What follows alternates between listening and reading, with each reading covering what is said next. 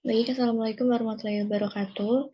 Selamat malam. Jadi di sini kami dari kelompok teknologi fuel cell akan menjelaskan dan mempresentasikan terkait dengan teknologi fuel cell. Sebelumnya perkenalkan, nama saya Santi Widya Palupi.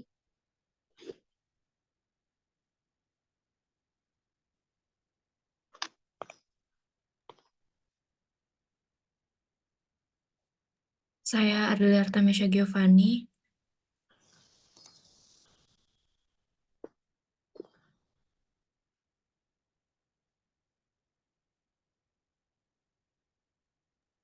Saya Cindy Jocelyn.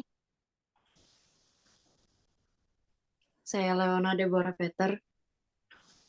Saya Syakila Naisa Lindra Zahra. Saya Samara Lutfia Sani. Saya Senamita Haningsih.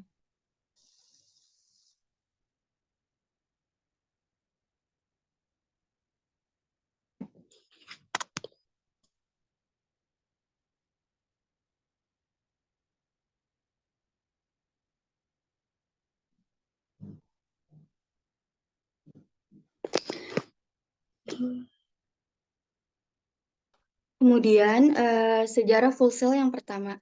Sejarah fuel cell pada tahun 1839, seorang ilmuwan yang bernama Sir William Rg menemukan proses membalikan elektrolisa air dengan menggunakan platina sebagai elektroda dan menghasilkan arus sebesar 12 ampere dan tegangan 1,8 volt. Terdiri dari elektrolit asam, keping platina, serta tabung gas oksigen dan hidrogen. Kemudian, pada penelitian selanjutnya, Ludwig Monod dan Carlos Longer pada tahun 1889 menemukan pertama kali istilah dari fuel cell. Selanjutnya, untuk mengoptimalkan mesin yang telah dibuat sebelumnya, maka seorang insinyur yang bernama Francis Bacon pada tahun 1932 memulai penelitiannya dengan menggunakan basa KOH sebagai elektrolit pada fuel cell. Dulunya, fuel cell menggunakan elektroda, platina, dan asam sulfat sebagai elektrolit, di mana platina sangat mahal dan asam sulfat sangat korosif yang membuatnya cepat berkarat. Di sini Bacon mengembangkan katalis platina yang sangat mahal itu dengan sel oksigen dan hidrogen yang memakai elektrolit alkali yang tidak korosif serta elektroda yang tidak mahal. Dan pada tahun 1959, Bacon berhasil membuat dan memproduksi fuel cell dengan kekuatan 5 kW. Fuel cell tersebut akhirnya disebut sebagai Bacon cell. Dan mulai pada tahun 1950, pihak NASA di Amerika Serikat telah melakukan pemanfaatan untuk program luar angkasa mereka, yaitu untuk pesawat roket Apollo dan Gemini.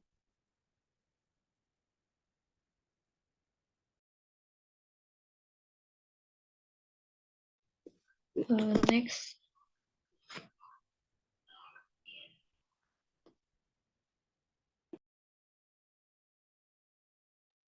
Berikutnya ada perkembangan fuel cell. Fuel cell telah dikembangkan sejak lama, terutama oleh negara-negara maju, di antaranya Amerika Serikat, Jepang, Jerman, dan Inggris.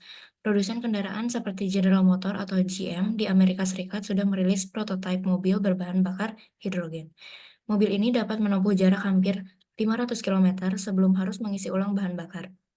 Perusahaan asal Kanada telah meluncurkan generator fuel cell model E8 Portable Power. Pembangkit listrik ini mempunyai kapasitas 2,4 kW dengan ketegangan 48 VDC atau machinehistory.com. Pada bulan September 2005, prototipe fuel cell yang dibuat LG memiliki bobot di bawah 1 kg dan disinyalir mampu menghasilkan daya hingga 25 watt atau lebih dari 10 jam waktu pakai. Saat itu, LG memprediksi pasar global untuk fuel cell bisa mencapai 600 miliar USD pada tahun 2006 dan akan terus naik menjadi 1,9 miliar USD pada tahun 2010. Namun, hingga tahun 2006, fuel cell belum juga komersial. Perkembangan fuel cell di Jepang sudah mulai sejak tahun 2005, lalu dan diperkirakan sudah terpasang sekitar 600 fuel cell skala rumah tangga. Dengan adanya pemakaian fuel cell ini, sudah tidak diperlukan lagi kabel pengalir listrik dari pembangkit listrik ke rumah tangga, sehingga loss daya menjadi nol. Selain digunakan sebagai sumber listrik di rumah, fuel cell sudah mulai digunakan secara luas, salah satunya pada handphone yang dilengkapi dengan berbagai fitur yang tinggi. Memasuki pertengahan tahun 2007, Samsung telah menyempurnakan teknologi direct methanol fuel cell atau DMFC miliknya yang sempat dipamerkan ke publik pada akhir Desember 2006. Ukurannya diperkecil hingga berdimensi 150 mm dikali 50 mm kali 55 mm. Total kapasitas energi sekitar 1200 watt dengan output energi 20 watt.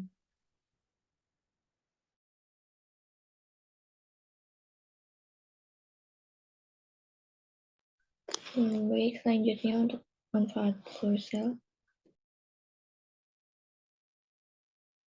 Nah, jadi di sini saya akan membahas tentang manfaat fuel cell. Yang pertama, fuel cell ini dapat menghasilkan listrik dengan cara yang lebih ramah lingkungan dibanding lainnya atau teknologi lainnya, karena fuel cell ini produk sampingan itu cuma air sama panas gitu dibanding eh, teknologi lain yang biasanya keluarnya gas-gas yang dapat menghasilkan emisi gas rumah kaca dan juga polutan udara.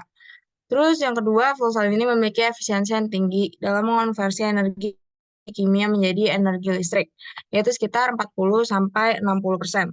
Efisiensi ini jauh lebih tinggi dibandingkan dengan mesin pembakaran internal yang hanya sekitar 20-30%. Nah, efisiensi ini mengacu pada apa sih? Efisiensi ini mengacu pada banyaknya energi gitu. Lanjut ke yang ketiga, fuel cell ini dapat menggunakan berbagai macam bahan bakar seperti hidrogen, metanol, dan juga biogas. Hal ini dapat membantu mengurangi ketergantungan pada bahan bakar fosil. Jadi, fuel cell ini lebih memanfaatkan energi terbarukan gitu. Nah, contohnya itu bisa kita lihat dari manfaat fuel cell di pengaplikasiannya pada mobil listrik. Nah, apabila fuel cell ini dipasang di mobil listrik nih dapat memberikan manfaat seperti ramah lingkungan, terus pengisian daya jauh lebih cepat. Karena kan tadi kita bahas efisiensi yang tinggi nih, perubahan energi kimianya menjadi energi listrik. Terus juga itu juga mempengaruhi pada jarak tempuh yang lebih jauh dibandingkan mobil listrik tanpa fuel cell.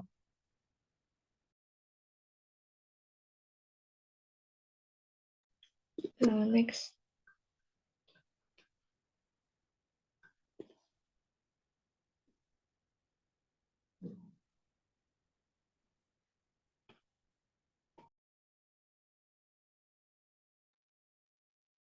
Oke, selanjutnya reaksi kimia yang terjadi pada fuel cell. Fuel cell sendiri merupakan alat yang terdiri dari buah elektroda, yaitu anoda dan katoda yang dipisahkan oleh suatu elektrolit. Elektrolit ini hanya dapat menghantar ion saja, sedangkan elektron tidak dapat melewati elektrolit. Jadi, elektrolit ini bukan penghantar listrik dan juga menghindarkan terjadinya reaksi kimia. Hidrogen dialirkan ke dalam fuel cell, yaitu ke bagian anoda, sedangkan oksigen atau udara dialirkan ke bagian katoda.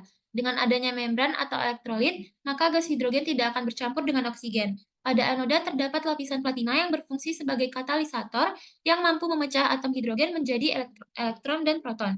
Proton mengalir melalui elektrolit, sedangkan elektron tetap tinggal di anoda, sehingga elektron akan menumpuk pada anoda, sedangkan pada katoda terjadi penumpukan ion bermuatan positif. Kemudian, ion H+ yang melewati elektrolit akan berikatan dengan oksigen, menghasilkan air dengan bantuan platina yang terkandung pada katoda sebagai katalis. Reaksi ini akan berlangsung jika ada elektron. Pada anoda terdapat elektron, sedangkan pada katoda membutuhkan elektron. Jika anoda dan katoda dihubungkan, maka elektron akan mengalir sehingga terdapat arus listrik. Fuel cell sendiri menghasilkan energi listrik tanpa adanya pembakaran dari bahan bakarnya, sehingga tidak ada polusi.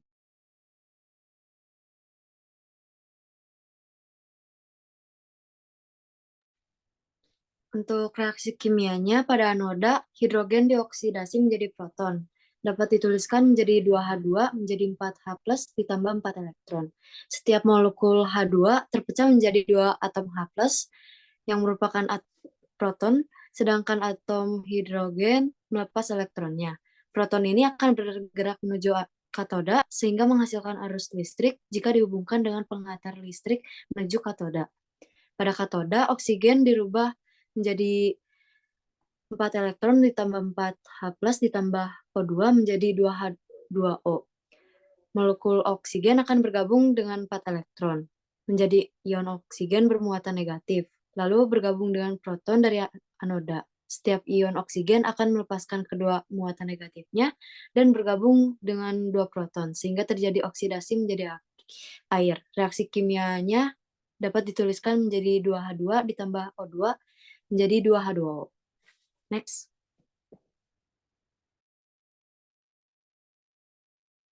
Oke, selanjutnya setelah kita mempelajari fuel cell itu ada manfaatnya, berarti selanjutnya kita akan mengenal yang namanya pengembangan dan penemuan terbaru dari teknologi fuel cell sendiri.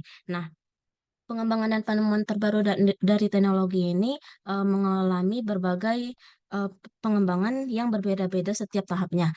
Nah, contohnya itu yang pertama adalah kita dapat mengetahui penemuannya dari peningkatan performa dari fuel cell-nya sendiri. Salah satunya itu adalah dalam bentuk penelitian yang dilakukan untuk mendalami proses sintesis katalis. Nah, penelitian katalis ini bertujuan untuk menghasilkan fuel cell yang lebih optimal dan efisien. Kenapa kita menggunakan katalis? Karena katalis ini telah dikembangkan sehingga diharapkan dapat meningkatkan performa proses elektrokimia, memperlambat degradasi material, dan menambah lifetime dari fuel cell sendiri. Nah, degradasi sendiri merupakan suatu reaksi perubahan kimia atau peruraian suatu senyawa maupun molekul menjadi senyawa atau molekul yang lebih sederhana pula. Kemudian contoh yang kedua ada fuel cell Hyundai Nexo Car, di mana Hyundai Nexo Car ini memperoleh 5 bintang dalam pengujian keamanan Euro NCAP. Nah, pencapaian ini termasuk salah satu uji dari fuel cell, di mana pengujian ini meminimalisir kekhawatiran tentang kinerja mobil fuel cell hidrogen dalam kejadian suatu kecelakaan. Kemudian contoh yang ketiga kita lihat dari negeri Sakura, di mana Jepang sendiri menggunakan fuel cell untuk membangun pabrik hidrogen berkapasitas 10 megawatt. Nah, pabrik ini diberi nama Lapangan Penelitian Energi Hidrogen Fukushima atau FH2R. Nah, pabrik ini menghasilkan gas terbarukan yang akan digunakan untuk menggerakkan kendaraan sel bahan bakar, mendukung operasi pabrik yang bersih, menyimpan kelebihan energi terbarukan, dan menyeimbangkan jaringan listrik. Baik,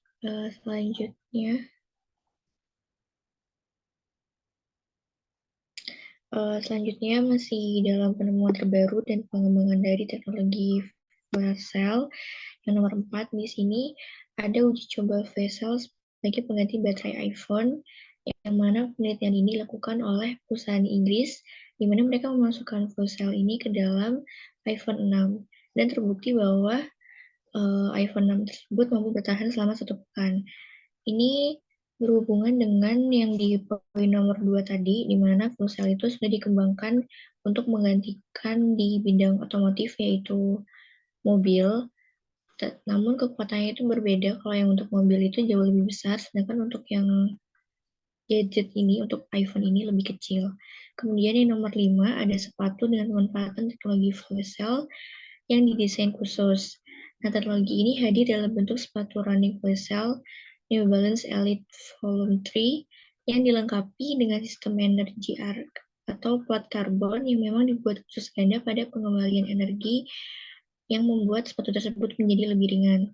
Kemudian yang nomor 6 ada microbial fuel cell atau MVC, adalah sistem pembangkit tenaga listrik dengan memanfaatkan interaksi bakteri yang terdapat dalam medium organik, yaitu mengubah bahan organik menjadi energi listrik.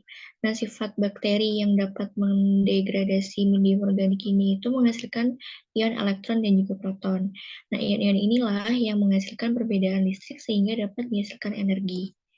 Kemudian yang nomor 7 ada Toyota Mia, yaitu Toyota untuk pertama kalinya memproduksi sebuah kendaraan yang menggunakan hidrogen yang mampu menjadi penggerak atau yang disebut dengan fuel cell vehicle atau FCV, yaitu mencampur hidrogen yang menghasilkan reaksi kimia berupa listrik untuk menghidupkan kendaraan. Jadi ini sistemnya sama seperti nomor 2 tadi, yang mana fuel cell digunakan untuk otomotif. Namun untuk mobilnya sendiri itu berbeda dengan nomor 2, karena untuk yang nomor 2 itu mobil Matic, sedangkan untuk yang ini itu Toyota Mia. Seperti itu. Terima kasih. Next.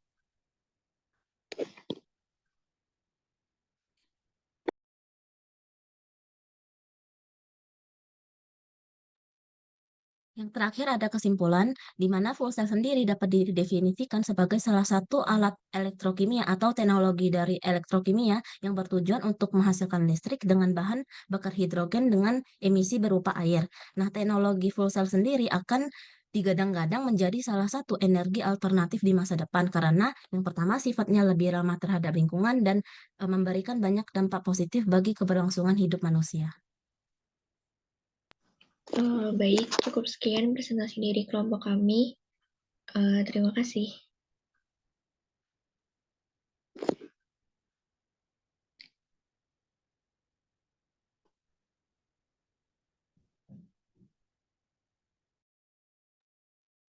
Berikutnya ada stop.